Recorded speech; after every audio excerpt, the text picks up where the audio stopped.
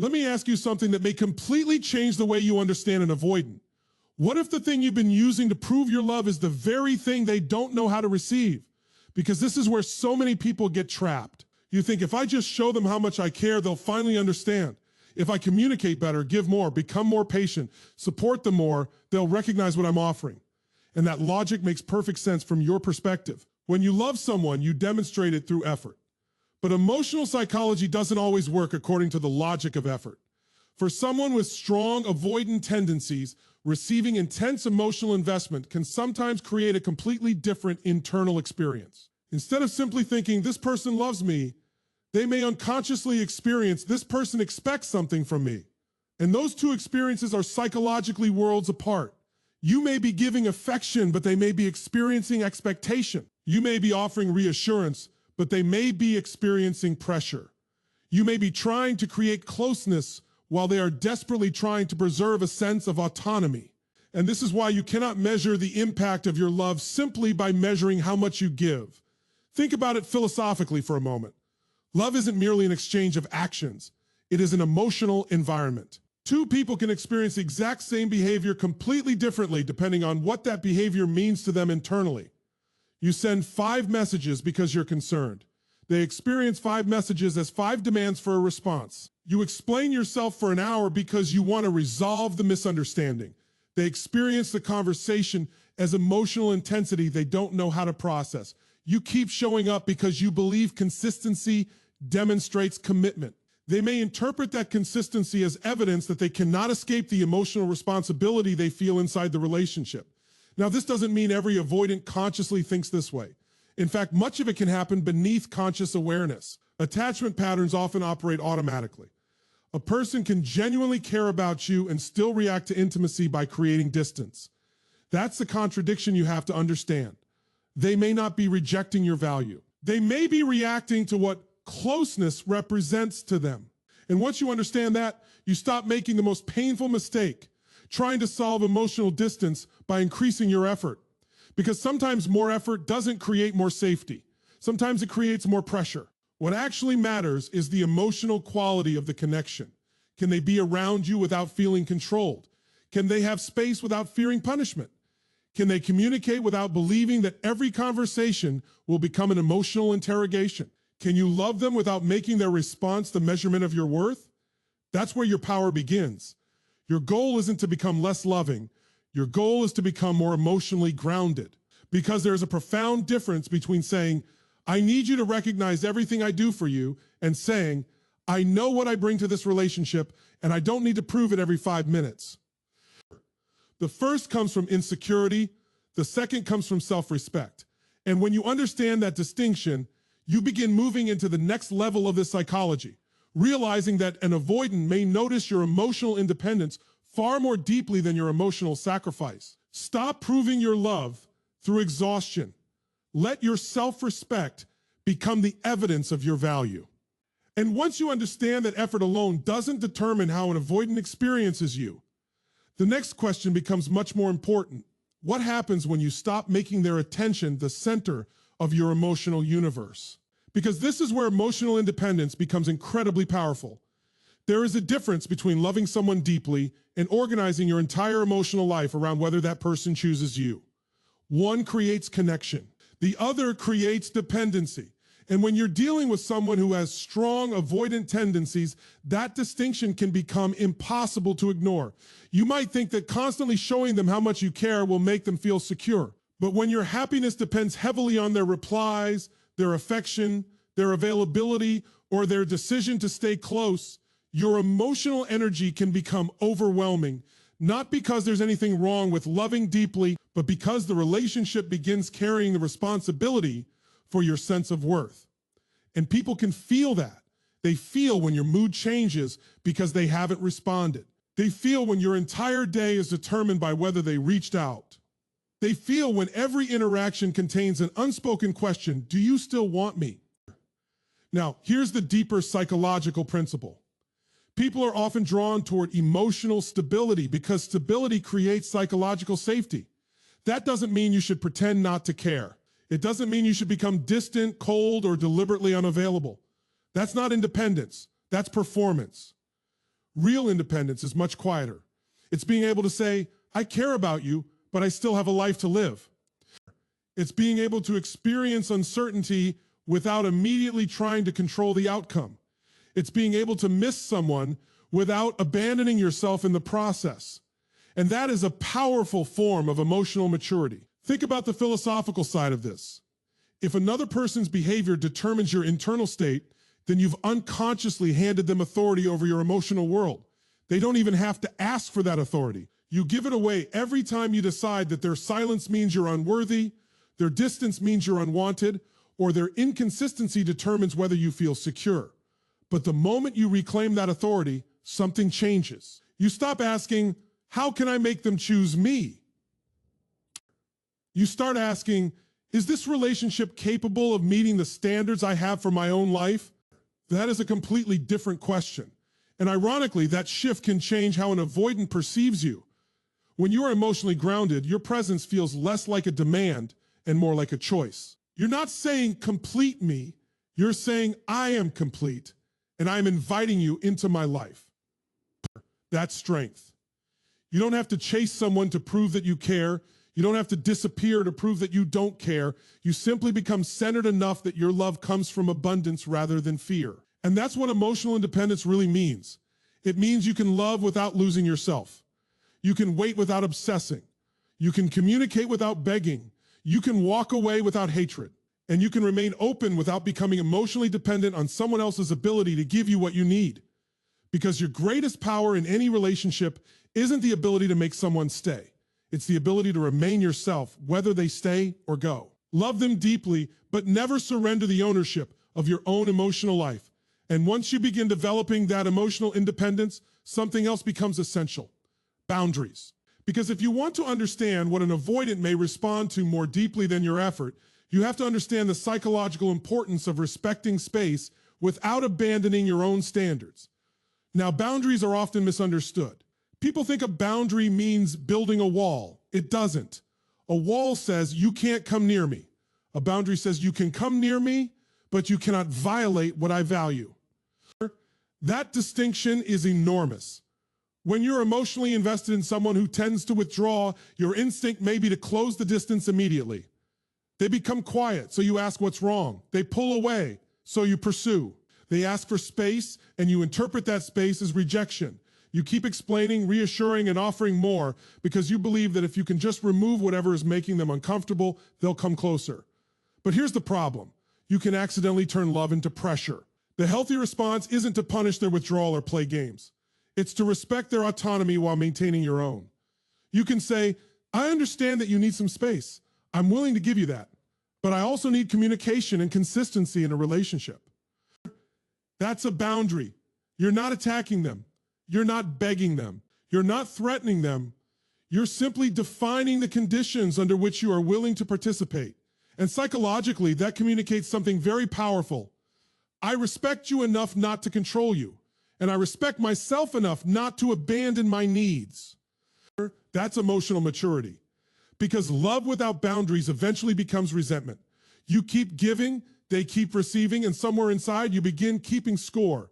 You tell yourself you're being patient, but beneath the patience is frustration. You say you're understanding, but underneath the understanding is the hope that eventually they will repay you with the closeness you've been waiting for.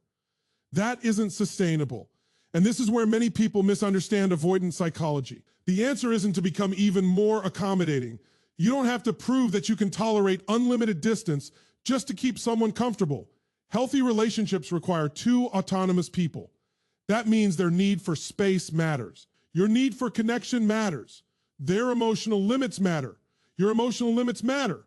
Neither person has to disappear for the other person to feel safe. And when you establish boundaries calmly, you create clarity. You're no longer communicating through emotional reactions. You're communicating through principles. You don't have to say, if you leave, I'll fall apart. You can say, I care about you, but I won't participate in a relationship where I am consistently left confused about where I stand. That is a completely different energy. One asks for permission to be valued. The other establishes the standard for what healthy connection looks like. And here's the philosophical lesson. Boundaries aren't designed to control another person. They're designed to govern your own participation. You cannot control whether someone approaches you. You cannot control whether they become emotionally available. You cannot control whether they choose commitment. But you can control what you accept. You can control what you tolerate. You can control whether you continue investing where there is no meaningful reciprocity. And when you understand that, you stop chasing emotional certainty from another person and start creating certainty within yourself. Respect their space, but never use their space as an excuse to abandon your standards. And once you've learned to respect their space without abandoning your own standards, you arrive at one of the most misunderstood dynamics in avoidant relationships. What happens when you stop chasing? Now, I want to make something very clear. Stopping the chase is not a manipulation tactic. It is not about disappearing for 3 days so someone becomes afraid of losing you. It is not about withholding affection to trigger their attachment system. If your silence is designed to produce a reaction, you're still emotionally dependent on their reaction. Real change happens when you stop chasing because you finally understood that you cannot force another human being into emotional readiness. That's a completely different mindset. When someone repeatedly withdraws, the natural impulse is to pursue. You want answers. You want reassurance. You want to restore the closeness that existed before. So you send another message. You explain yourself again. You ask what changed. You promise you'll be more understanding. You offer more patience. You try to make the relationship feel safe enough for them to return. And sometimes you don't even realize you're doing it. You're not chasing the person anymore. You're chasing the version of the relationship that existed before they pulled away. But here's the psychological problem. Constant pursuit can prevent both people from discovering what the relationship actually is without pressure. If you're always filling the silence, they never have to experience the silence. If you're always initiating contact, they never have to decide whether they want to initiate. If you're always repairing the connection, they never have to demonstrate whether they're capable of participating in the repair. And that's why stepping back can reveal more than another conversation ever could. When you stop chasing, you create information, not necessarily because the other person suddenly panics, but because the pattern becomes visible. If you stop initiating and they eventually reach out with genuine curiosity, that tells you something. If they come back and make a meaningful effort to reconnect, that tells you something. If they disappear completely, that tells you something too. The point isn't to engineer the outcome. The point is to stop interfering with the outcome. That's a profound psychological shift. You move from trying to control the relationship to observing the relationship. And observation gives you something desperation cannot give you: clarity. Think about how often people say, they came back when I stopped chasing them. Maybe they did. But the more important question is not, how do I make an avoidant come back? The deeper question is, what did their behavior reveal once I stopped doing all the emotional work for them? That's where your power is. Because you may discover that you weren't actually in a mutual relationship. You were carrying the relationship. You were initiating. You were repairing. You were reassuring. You were forgiving. You were interpreting their behavior generously. You were constantly making excuses for emotional inconsistency. And because you were doing so much, you couldn't clearly see how much they were doing. When you step back, the contrast becomes obvious. And this is why silence, when it comes from self-respect, can be psychologically powerful. It removes the noise. It gives both people room to reveal themselves. You don't have to announce your withdrawal. You don't need a dramatic final message. You don't need to punish them. You simply stop overfunctioning. You return your attention to your own life. You invest in your work, your friendships, your health, your goals, your growth, your peace. And something extraordinary happens when you do that. You stop watching the door. You stop checking your phone every 5 minutes. You stop interpreting every small signal. You stop asking, what are they thinking? And you begin asking the question that matters far more. What do I think about the way I'm being treated? That question changes everything. Because the ultimate purpose of stepping back isn't to make them miss you. It's to make sure you don't miss yourself. And if they return, let their actions speak. If they don't, let their absence speak. Either way, you receive information. Either way, you grow. Either way, you reclaim your power. Stop chasing the answer from them, step back, and let their actions reveal the truth. And once you stop chasing, something else becomes impossible to ignore: the difference between sacrifice and self-respect. Because many people believe that the more they sacrifice for someone, the more valuable their love becomes. They think, Look at everything I've tolerated. Look at everything I've given up. Look at how many times I've forgiven them. Surely they have to understand how deeply I care. But here's the uncomfortable truth. Sacrifice does not automatically create respect. Sometimes sacrifice without boundaries teaches people that you will accept almost anything just to keep them. And that's not love at its healthiest. That's self-abandonment disguised as devotion. Now, I'm not telling you to become selfish. I'm not telling you to stop giving. Generosity is beautiful. Commitment is powerful. Patience is necessary in any meaningful relationship, but there is a line between giving from strength and giving from fear. When you give because you genuinely want to contribute to another person's life, that's love. When you give because you're terrified they'll leave if you stop giving, that's fear. The behavior may look identical from the outside, but psychologically they are completely different, and people can often feel that difference. Consider what happens when you repeatedly tolerate inconsistency. Someone disappears without explanation, and you immediately welcome them back. They give you minimal effort, and you compensate by giving twice as much. They avoid difficult conversations, and you become responsible for both sides of the emotional communication. Eventually, the relationship develops an imbalance.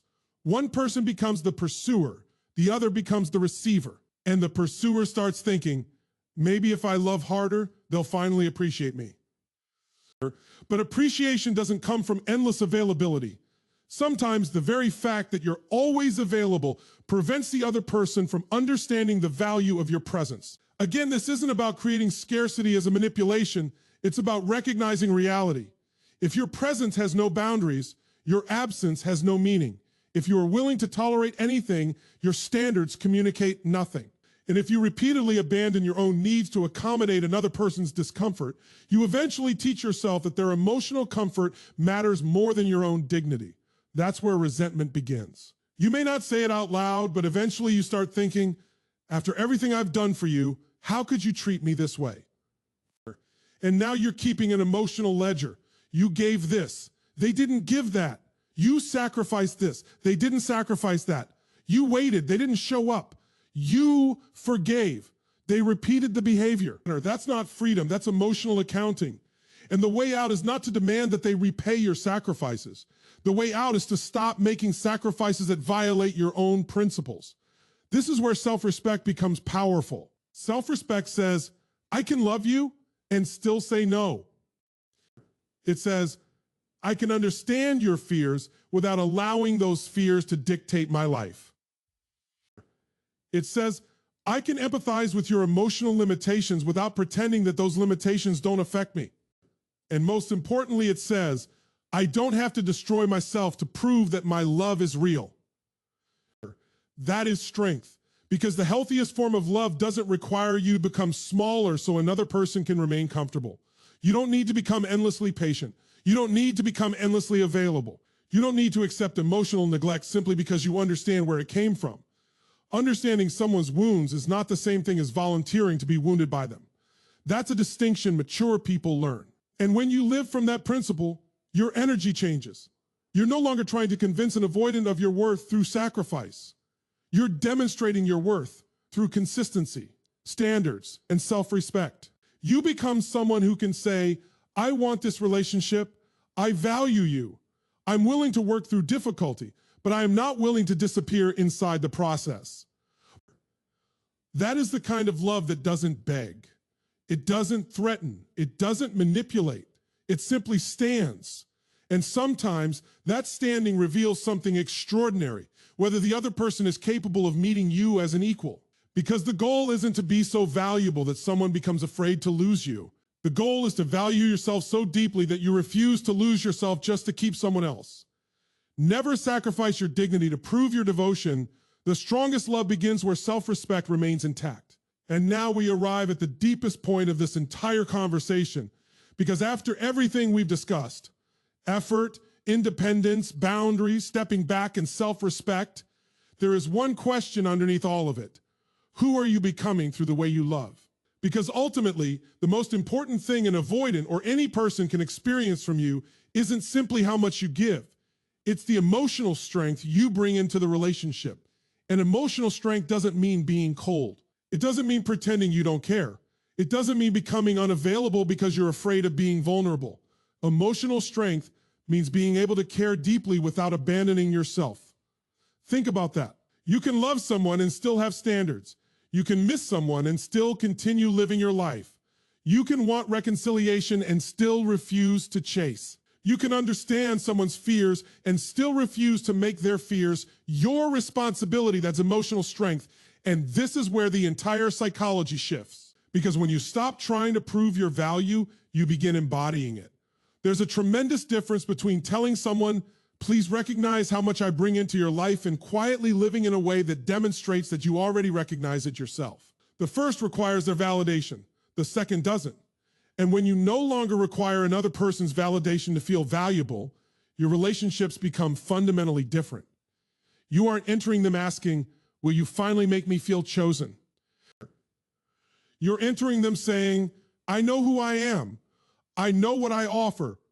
And I'm interested in seeing whether we are capable of building something healthy together. That is partnership. Now, this doesn't guarantee that an avoidant person will suddenly become emotionally available.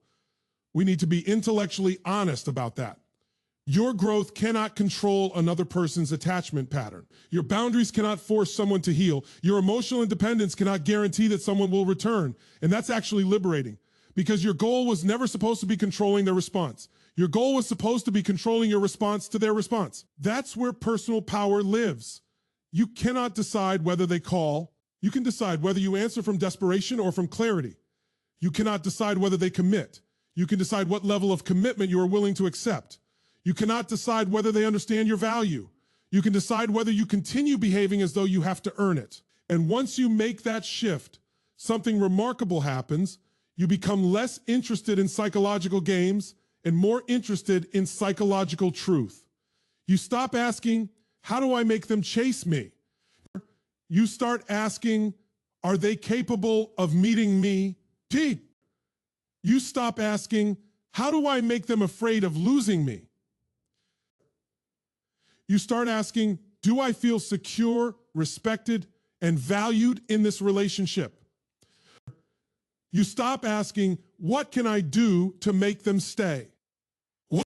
You start asking, if they stay, what kind of relationship are we actually building? Those questions are powerful because they move you from reaction to intention. And there is a philosophical lesson here that extends far beyond avoidant attachment. You cannot build a meaningful life around the attempt to control another person's choices. At some point, you have to release the outcome. You have to say, I will love honestly. I will communicate clearly. I will respect your autonomy. I will honor my boundaries. I will give what I can give without betraying myself. And then I will allow reality to reveal the answer. That is emotional freedom. And if the avoidant comes closer, let them come closer through action. If they communicate, listen to what they communicate. If they make an effort, observe whether that effort becomes consistent. If they want a relationship, let them participate in building one. Don't fall in love with potential. Don't confuse occasional intensity with emotional availability. Don't mistake someone returning for someone changing. Look for patterns, because emotional maturity isn't about believing the story you desperately want to be true. It's about having the courage to see what is actually happening. And perhaps that's what an avoidant relationship can ultimately teach you. Your worth was never hidden inside another person's ability to recognize it. Your value was never determined by how much someone chased you. And your future was never supposed to depend on whether someone with emotional fears could overcome them quickly enough for you. You are allowed to love, you are allowed to hope, but you are also allowed to choose yourself. And when you reach that place, you no longer need to become extraordinary in order to be chosen. You simply become unwilling to abandon the extraordinary person you are. Your greatest power is not making someone choose you. It is choosing yourself without closing your heart. So let me bring this entire conversation back to where it really matters. You may have spent months trying to understand what more you could do. More patience, more communication, more affection, more reassurance, more forgiveness, more effort. But perhaps the question was never, what more can I give? Perhaps the question was, what happens when I stop giving from fear and start loving from strength? See, because an avoidance distance is not always a measurement of your worth. Their withdrawal does not automatically mean you weren't enough. Their inability to receive closeness does not mean your love was meaningless. But here's what you must never forget. Understanding someone does not require abandoning yourself for them. You can understand their fears without excusing unhealthy behavior. You can respect their need for space without accepting indefinite emotional uncertainty. You can love them without chasing them. You can miss them without losing yourself. And you can hope they return without putting your entire life on hold. That's the transformation. At the beginning, you were focused on their behavior. Why did they pull away? Why aren't they responding? Why do they act like they care one day and disappear the next? What can I do differently? But by the end, the questions become different. Are they capable of consistency?